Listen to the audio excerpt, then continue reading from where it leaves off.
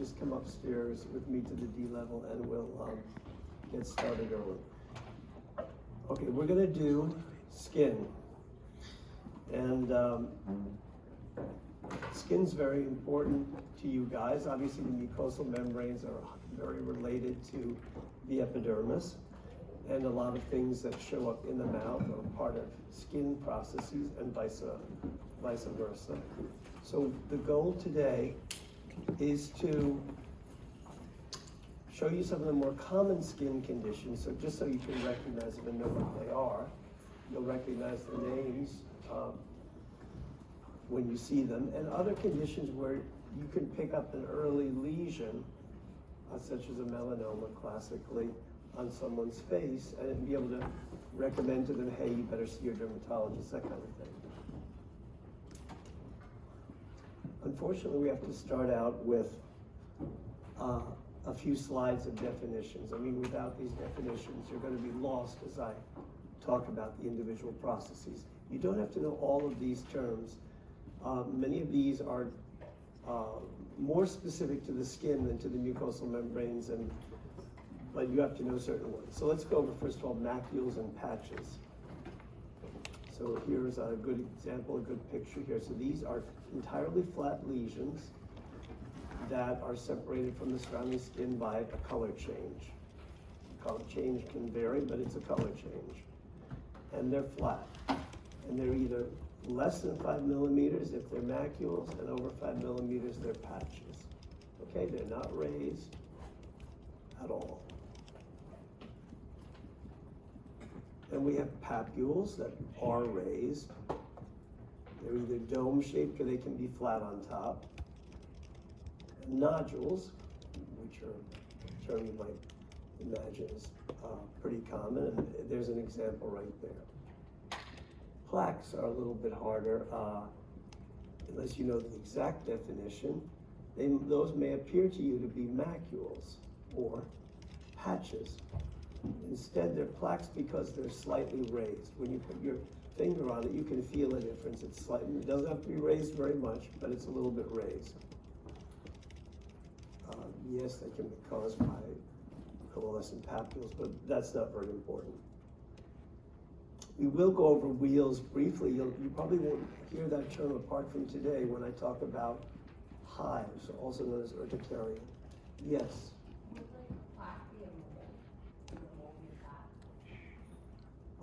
It could be a plaque if it's only slightly raised.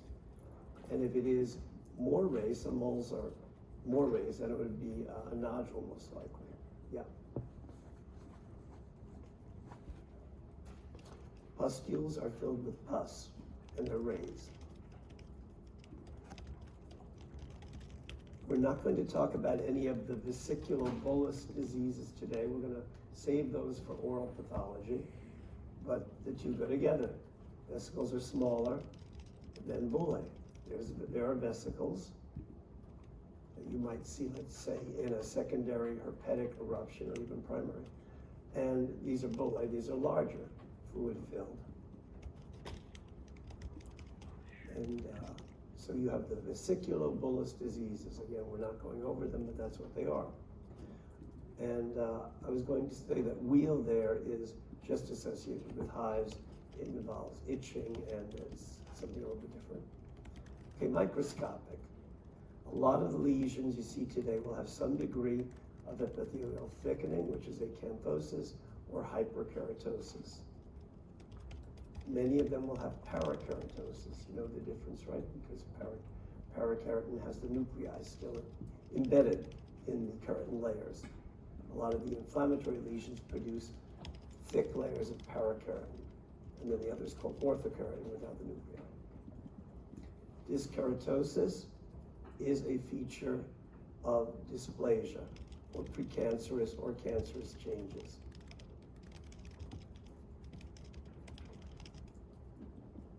You have a normal keratinization. Keratinization usually only occurs up at the top of the epithelial layer, right?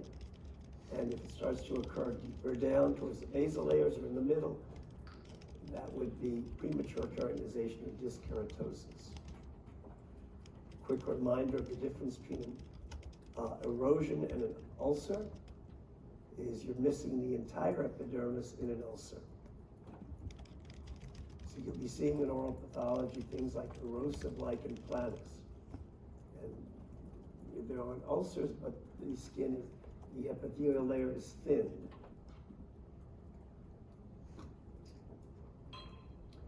So let's start off with our friends, the melanocytes. And they're pretty much inconspicuous in normal skin. There are a few of them. You can recognize them usually with there's kind of a clear halo around the nucleus. And they're like 1 out of every 10 or 1 out of every 20 basal cells, more or less. They're recognized immediately if we do an immunohistochemical stain. All right, where are we headed? So these are the melanocytic lesions I'm going to cover with you right now. I think I'm really not going to go into dysplastic nevi and dysplastic nevus syndrome all that much. It'll be just a brief mention.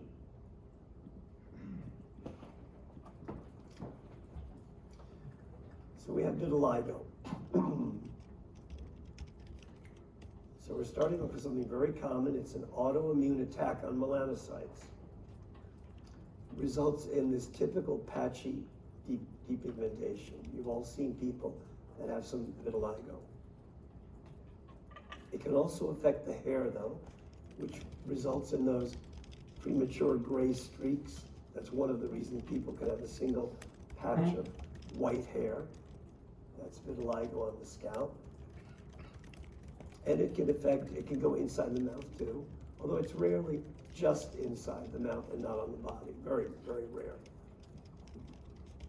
It usually starts on the hands or face. And when it starts on the face, it often starts around the body openings like the eyes, the nose, the ears. Usually appears before the age of 30. And no one, once you start to get it, unfortunately you're never sure how much it's going to progress. Obviously, more visible on dark-skinned individuals, right?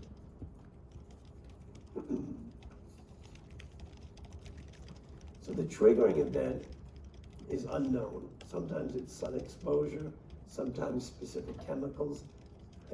In some instances, hair dyes can cause this. But most of the time in an individual patient, it's hard to pinpoint what causes it. That would just be in studies, epidemiologic studies of groups, that those factors have been found. An interesting thing is quite a few of these people either have an autoimmune disease or a family history of an autoimmune disease, particularly autoimmune thyroid disease. And you're all experts on autoimmune thyroid disease. Name 2 autoimmune thyroid diseases. Graves and Hashimoto's. Those are the 2 big ones to remember.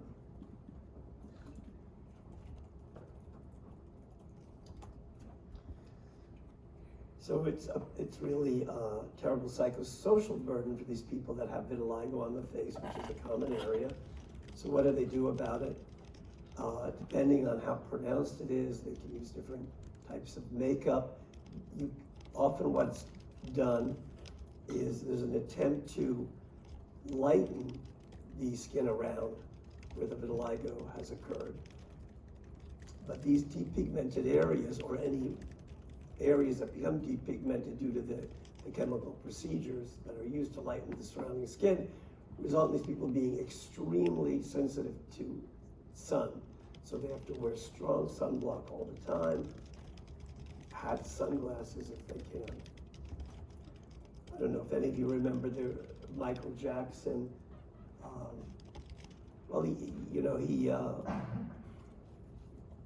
Basically he had some plastic surgery, but that was for another purpose. And then his skin started to lighten, and no one knew right away what it was. Everyone thought that since he had undergone some plastic surgical procedures on his nose and face, that it was his attempt to somehow look whiter or something. But in fact, he had vitiligo, and he underwent a bleaching of the surrounding skin. So he had to live, and frequently you see him in hats and sunglasses, towards his middle age, and that's the reason. Something even more common, freckles, just so you recognize them. You figure you can all recognize them, but after today, after I go into all these different kinds of melanocytic lesions, you're gonna say, wow, I wonder if those aren't XYZ instead of just plain old freckles. But how do you recognize freckles? Well, they're very light colored. They appear to get darker in the summer months. They darken with sun exposure. And so they often appear most on areas that are sun exposed. The face, the shoulders, the upper back.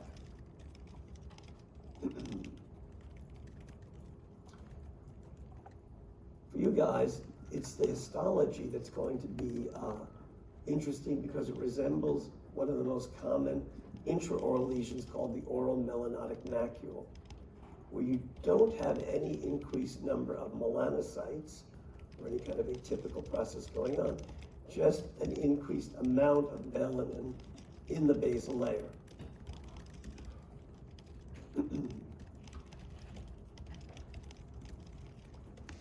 So there's an example, a small portion of a freckle. It could also be an oral melanotic macule. And you see the example of one of those here. They appear inside the mouth as well, but that's one on the lips. The ones on the lips do darken with sun exposure. The ones in the mouth obviously don't.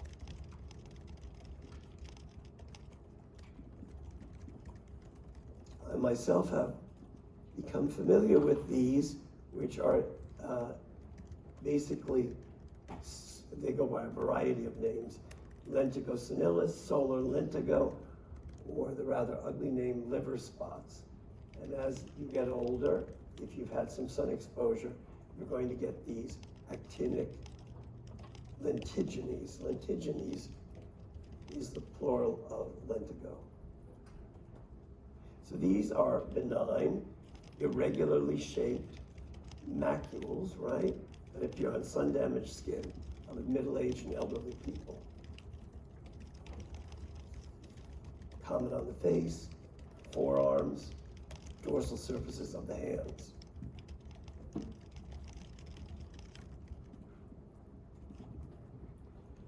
So microscopically, these are similar to the freckles and oral melanotic macules, but there are some additional changes due to sun exposure, and I'll go over those more in a few minutes.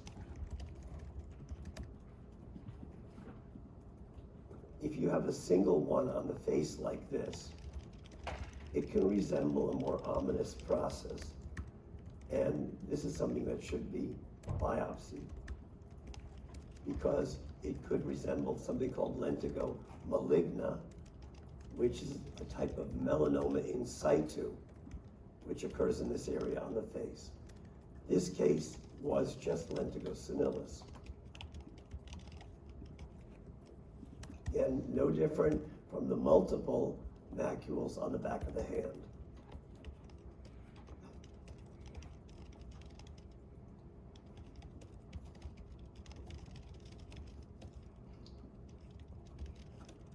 Moles. These are moles, melanocytic nevi. Shorthand for moles is nevi. Just remember the nevus singular, nevus nevi. The nevus really just means a congenital mark. And you'll find some unusual entities we'll be going over, especially in oral pathology, that have nothing to do with melanocytes. And there are other kinds of nevi. But for most purposes, nevi are melanocytic nevi. Moreover, most of the melanocytic nevi are what are called acquired melanocytic nevi. This is acquired, I think that can only mean that you tend not to be born with them. They begin to show up a little bit later in life, in childhood usually. But it's to contrast them with other types of nevi, like congenital nevi or dysplastic nevi. We're not going to go over either of those categories too much. We'll mention congenital nevi again. But, so the nevi we're talking about, the moles, are acquired melanocytic melanocytic nevi. The average person has 15, 20, 30, even 40 of these. Caucasians have more than non-Caucasians. They usually start, as I said, very early in life, sometimes just the age around 1 year old. And they'll gradually go away. So most of you then means most of you have at least 1 or 2 moles or more on your body. 30 years from now, when you're having grandchildren or whatever, a lot of those moles will have disappeared. Other things will have taken their place due to sun damage and whatever, but moles, most of them, or many of them, will involute as you get older.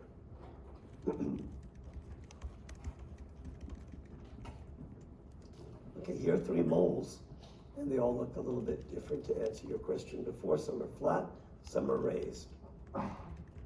What you like to see is a relatively even colored pigmentation, relatively. It doesn't have to be perfect. But once it isn't perfect, you always, of course, start thinking of something worse. We'll go into that. So anywhere between tan and dark brown, they tend to be small, under about 6 millimeters. So not too interesting to look at clinically, but microscopically there's a lot going on. And there are different types that you tend to all be tested on, these microscopic appearances, so pay some attention here. And they all have to do with the presence of nests of melanocytes in these little groupings that are known as tecks. And it depends on where these melanocytes are proliferating as to the type of nevus that you have. So nevi are thought to go through a process where they start off as junctional nevus, the junction being the junction of the dermis and the epidermis, also known as the DE junction frequently. So junctional nevi have nests of nevus cells. They can be a little hard to identify for most of you, I imagine. Sometimes even for pathologists, that can be hard to identify. So if we have any suspicion we're dealing with proliferations of melanocytes, we do immunohistochemical stains. They light right up.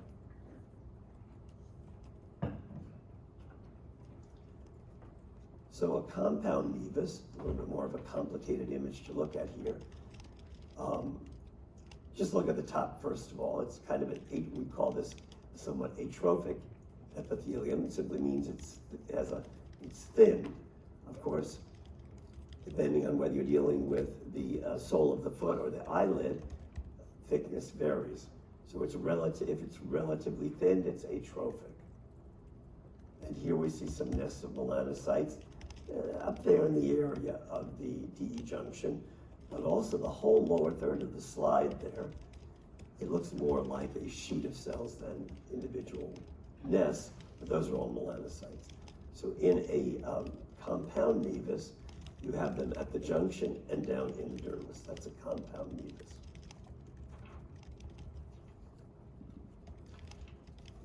Next in the evolution is an intradermal nevus where you no longer have any nests up at the DE junction. This slide gives you, is a good way to show you too that nevi can have varying amounts of melanin. For most of you, the first thing that strikes you when you see this is look at all that brown that we didn't see in the other ones. That's fine, that doesn't make any difference when we're judging nevi versus melanoma. We're not looking at pigmentation. We're looking underneath to see the nuclear characteristics of those nevus cells to make a decision like that.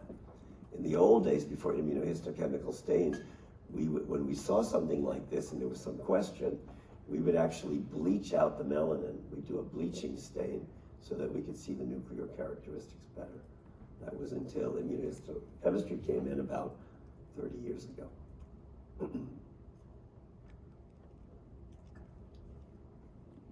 So this summarizes what I've talked about so far together with on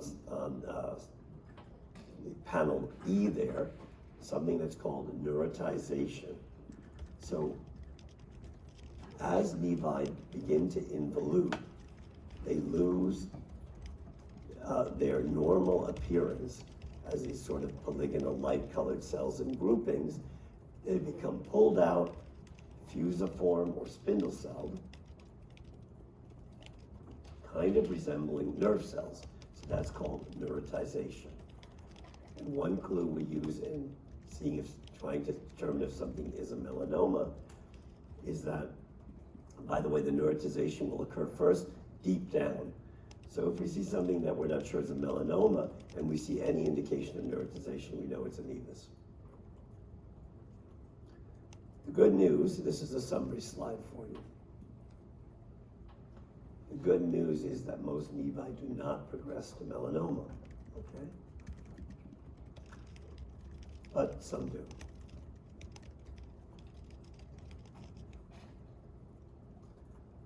Melanoma, most of you are aware, is the worst kind of skin cancer you can get. It's the most malignant. It's responsible for 80% of deaths due to skin cancer. And it can strike people, not just older individuals, which is what many of these things I'm going to be going over with you tend to affect with long years of sun exposure. No, melanomas can affect young people in their 20s and 30s. When I was in my 30s, I had a friend named Charlie that developed melanoma. He died from it. It was terrible. It was fairly slowly progressing. Once it was diagnosed, showed up as he was having psychological, strange neurological problems. It was already in his brain. They discovered a small lesion under the hair in his scalp. He wasn't bald or anything, he just had a normal amount of hair. So the brain is a common place for melanoma to metastasize to. If he'd been living nowadays, with all the immunotherapy, there'd be a good chance that he could beat it or at least live for many years with various types of immunotherapy available. So as you get a little bit older, you should be having an annual skin check, and one thing your dermatologist should do is, apart from look at every surface of your body, take a couple minutes parting your hair all over the place, looking under the hair of the scalp.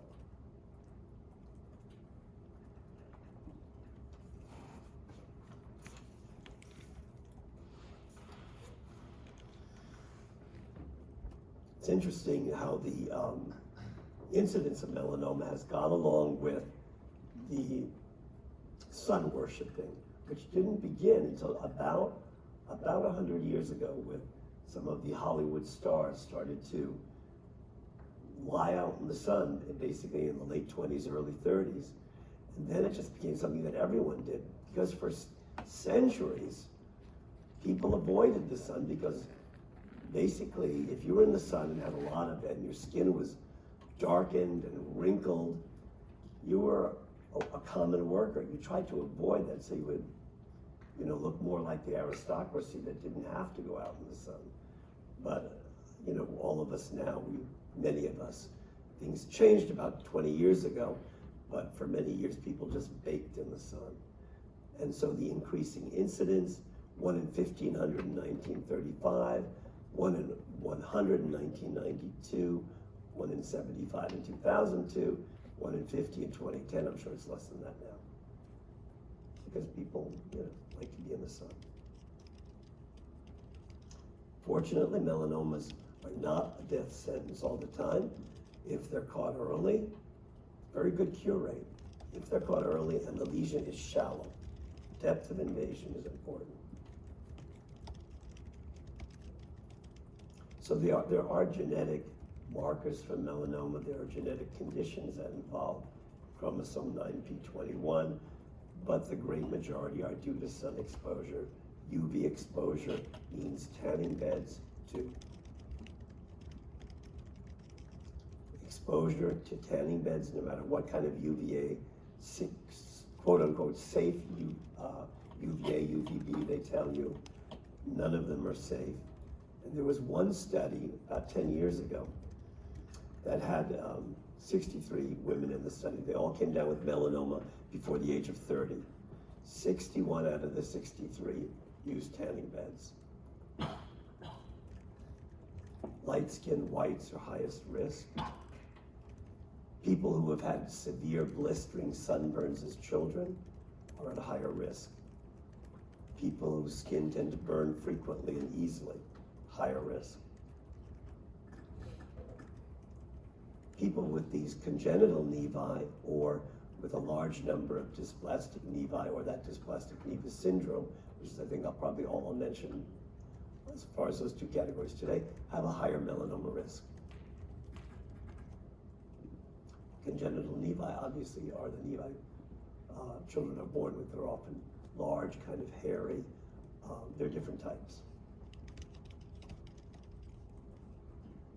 Those of us with normal handful of acquired melanocytic nevi, no problem. You're going to see this probably several times in your education. Have you seen it at least once already, or is this new to you, the ABCDEs? All right, so I'm the first one to tell you about the famous ABCDEs and helping you recognize when a patch on the skin might be melanoma.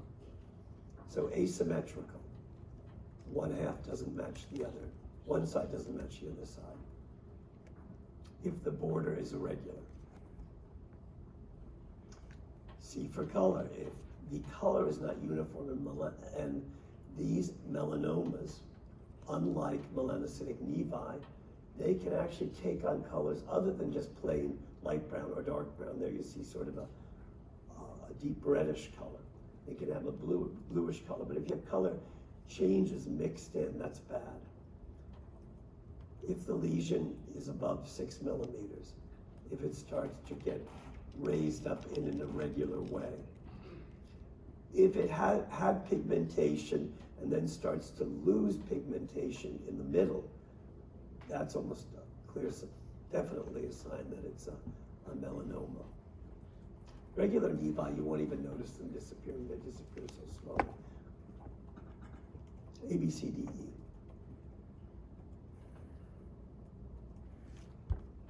Melanomas tend to go through a superficial, I don't want to call it superficial spreading, that's what it is, because that's a specific type of melanoma, but they tend to grow outwards, and then only after they grow outwards, to a certain extent, most of them at least, then they start to go downwards. That's a good thing. That allows us to find them when they're still shallow, as they're still undergoing what's called a radial growth phase. In this histology here, although I don't have the deeper tissues to show you, take my word for it, there's nothing going on. All the activity there, you might say, wow, that looks a little bit like a junctional nevus. It does a little bit, but looking at each of those individual melanocytes, they're very atypical, and they're individual atypical melanocytes percolating up to the surface. That's also something you don't see in nevi. Here's a melanoma that is starting to undergo a vertical growth phase. Often accompanying the downward growth is an upward growth. And here you see in the middle image some deeper nests taking off down into the dermis. And you really can't make out too much on the right, but I wanted to put that slide in to show you the blue. You see the blue line on the bottom? That is we ink specimens when they come into pathology, skin specimens, mucosal specimens, if we're suspecting a cancer, not just a melanoma, because then when we look at it, so if the specimen comes in, let's say the classic thing for a dermatologist to submit would be what's called a skin ellipse. Ellipses are easier to close without leaving scars. So a skin ellipse comes in, we describe the lesion we see as pathologists, measure it, and then before we do anything else, start cutting into it. We ink the lower surface and the sides. Sometimes the sides are inked with a different color from the base. And that way, when we do look at the microscopic sections as here, we can measure and see how close the tumor was to the surgical margin. So that's an inked specimen. That's the reason I put that picture in front.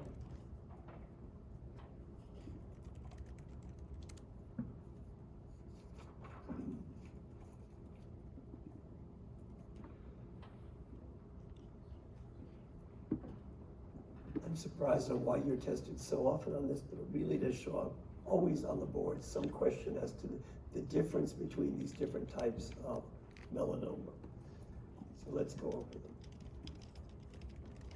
If you want to have one of these, you want to have lentigo maligna. That's kind of slow going or superficial spreading. Anyway, one by one. The superficial spreading melanoma is the most common type.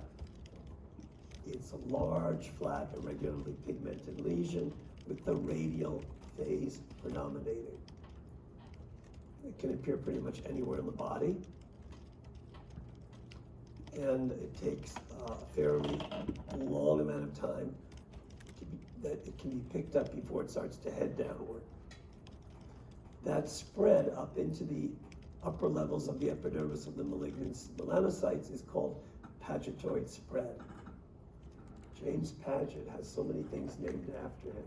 There's Paget's disease, which is a bony process. Anyway, this is pagetoid invasion of melanocytes. Nodular, this is on the other end. This is the most aggressive type. And what can I say about this? Again, any site, not as common, not good to have this.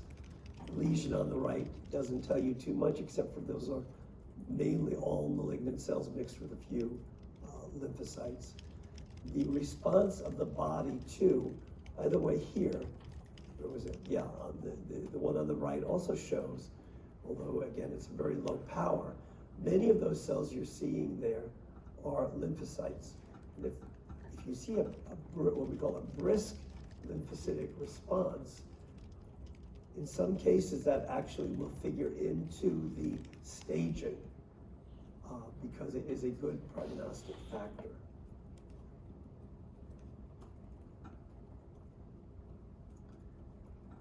Again, this one could have turned out to be something more like this, lentigo maligna. But instead, this is lentigo senilis here, and this is lentigo maligna melanoma. So these are important because they tend to occur on the face a lot. And so you could pick up an early one of these. Oops. The acrolentiginous category is the category that oral mucosal melanomas fall into. That's a frequent question we get. It's also melanomas that occur on the soles of the feet, the palms of the hands, under the nails. It has nothing to do with sun exposure. It's the only category of melanoma that doesn't have to do with sun exposure. Here's just a mixture of different melanoma pictures. You'll be getting a lot more pictures of intraoral melanoma and more details. But the maxillary gingiva is a common area. Here it seems to be on the mucosal surface of the upper lip. Anyway, you can get it on, they're all different mucosal surfaces. This is one of the eye. Different appearances there. There's that depigmented central area I was telling you about. It's sort of a more reddish than brown color. They can vary tremendously. There's a nodule there. It could look like a lot of things. A lot of things you're not going to learn about today, fortunately. Microscopically, melanomas are frequently known for large nucleoli. They often look cherry red nucleoli. Otherwise, they can vary tremendously in cytologic appearance.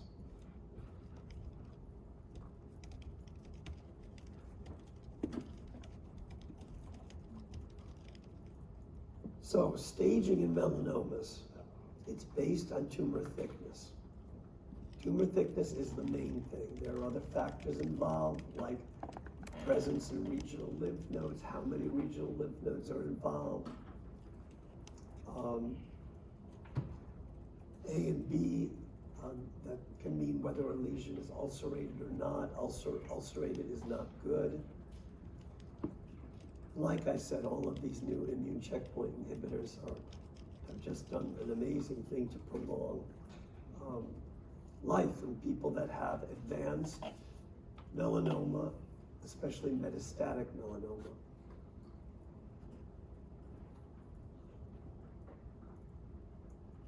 So any questions about the melanocytic lesions before we move on to some non-melanocytic lesions?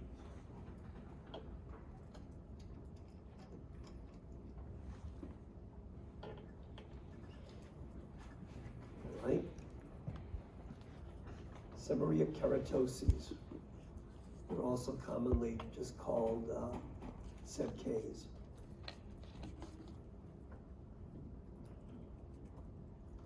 So apart from wrinkles, these are probably the most common thing that older people get on their body. They start to get these plaque-like lesions, small plaques.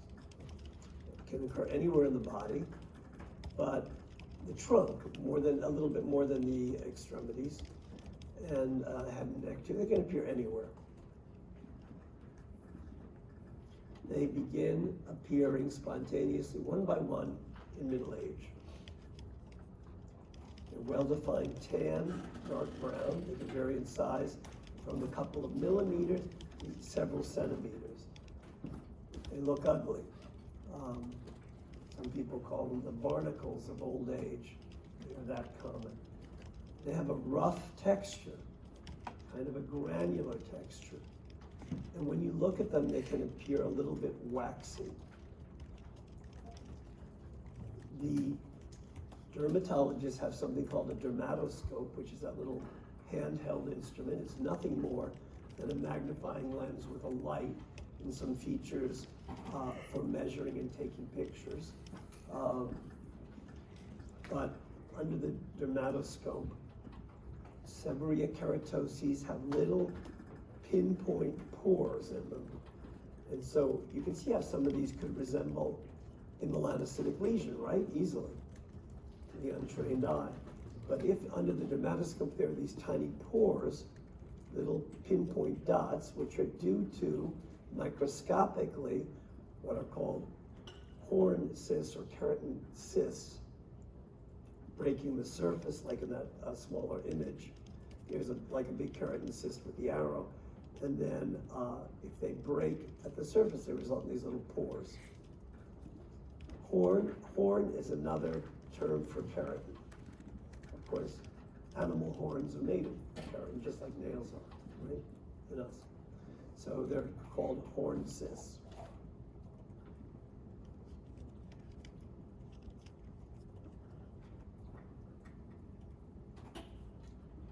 Dermatosis papulosa nigra, you've probably all seen this in black people.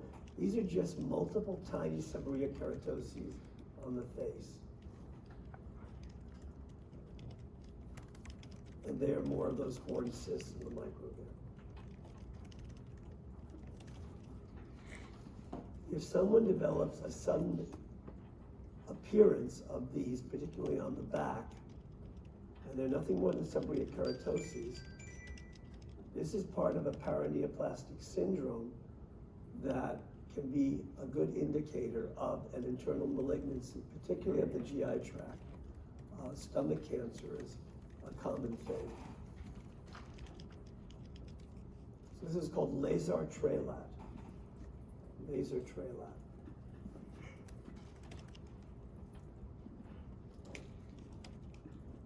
Another common lesion here, kind of related in a way to a very common oral lesion you'll see called the squamous papilloma. So these are skin tags called acrocordons, fibroepithelial polyps. They're tiny flesh-colored tumors, frequently on a stalk. Squamous papillomas in the mouth can be on a stalk too. So the etiology and pathogenesis for every skin tag isn't clear. They have different etiologies. Most of the ones in the mouth tend to be due to type of human papillomavirus. Some of these are here as well, but not all of them.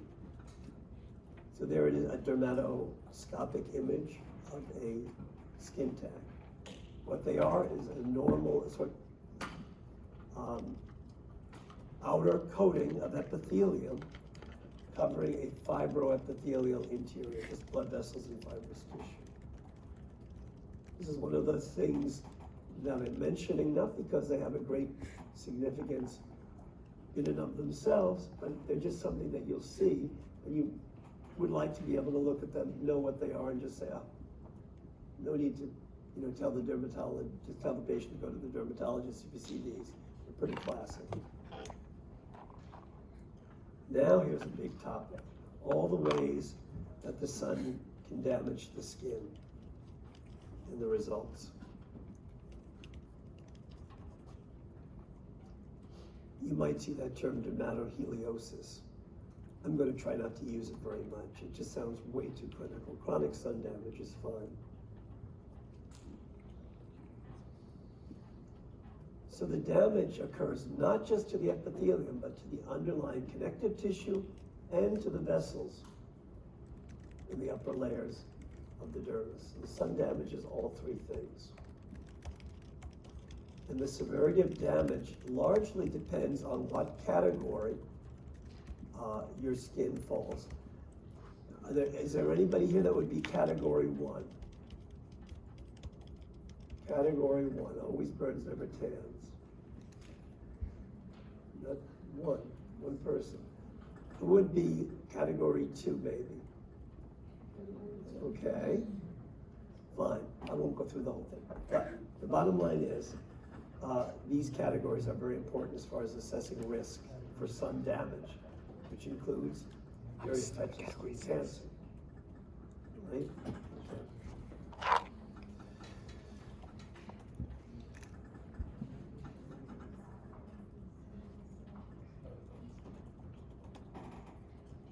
Chronic sun damage, you've already seen the senile keratoses on the right. Here are multiple ones on the left. Those prominent veins have nothing to do with sun damage. The only thing there that's related to sun damage is perhaps the thinning of the skin, making those prominent veins more obvious. This is something that you should be able to recognize microscopically. It's called solar elastosis. And the way you recognize it is the skin appendages. Okay, you're not going to see this in the mouth, but you still have to be able to recognize this for test purposes. So normally you have at least some adnexal structures in the skin, right? The sweat glands, the sebaceous glands, the hair follicles. They disappear and are replaced, they atrophy away and are replaced by this bluish gray material. And these are damaged elastic fibers. And so when you see that, it's a sign of sun-damaged skin. And you have to be on the lookout for something worse going on as far as cancers of the skin, solar elastosis. So people with sun damage almost inevitably have these precancerous lesions called actinic keratoses.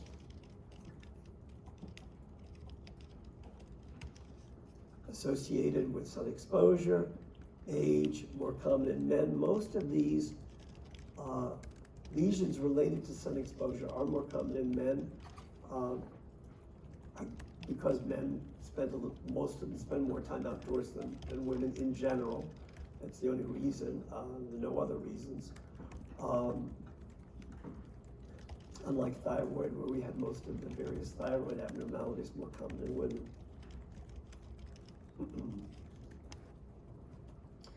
In some cases, these actinic keratoses, this is a classic case of sun exposure, but they don't have to always be due to the sun, nor is skin cancer always due to the sun. Exposure to certain chemicals, something called never mind, you don't need to know the term. But let's say people who work on offshore oil rigs, the exposure to crude oil on their hands and forearms, they'll get identical lesions to this, irrespective of any sun exposure. And that's just due to these chemicals like benzene and crude oil. Another thing would be a class of chemicals called arsenicals. People in certain industries are exposed to these arsenicals, and high levels of arsenic can also appear in groundwater. These lesions can develop also due to exposure, environmental exposure. So what are the actinic keratoses? You can see the appearance varies tremendously. You have these areas that are slightly reddish, because the actinic keratoses are not just those yellowish, brownish areas that you see that are slightly raised. They can be flat. They can just look like an eroded reddish area. But the main thing is, even those eroded reddish areas, all actinic keratoses have a roughened appearance, a roughened texture when you run your finger along them. Sandpapering. Occasionally you'll get a single solitary actinic keratosis that will look like a little miniature animal horn coming out of the surface. I'll show you a picture of one of those later. It's still an actinic keratosis. So, although a small proportion of actinic keratoses turn into invasive cancer, basically once they're diagnosed, they're removed by the dermatologist or by the patient by putting on certain creams that, like 5-fluorouracil, Effudex. I've been undergoing that now for I put it on every, God, you may see me, I'm due to do it this winter. You may see me coming into the oral pathology in January or February with the top part of my forehead where I have these actinic keratoses, looking like, I don't know, like a half a pizza on the top of my head for about 2 weeks. And I'll be burning off the actinic keratoses. Isn't that thrilling? And that's it. It's either that or whatever. They go away for 2 or 3 years, and you have to remove them. Precancerous lesions, actinic keratoses. Here are some more. Microscopically, evidence of sun damage in the form of solar elastosis, as well as dysplasia, which are precancerous changes of the epidermis that you'll be learning a lot about down the road, all the different architectural and cytologic changes that make for malignancy. You've already heard about some of those. Here's one of those solitary ones that look like a little animal horn, bunch of keratin growing out of the surface being produced. I'm going to take a 5-minute break. You guys take a break too, start passing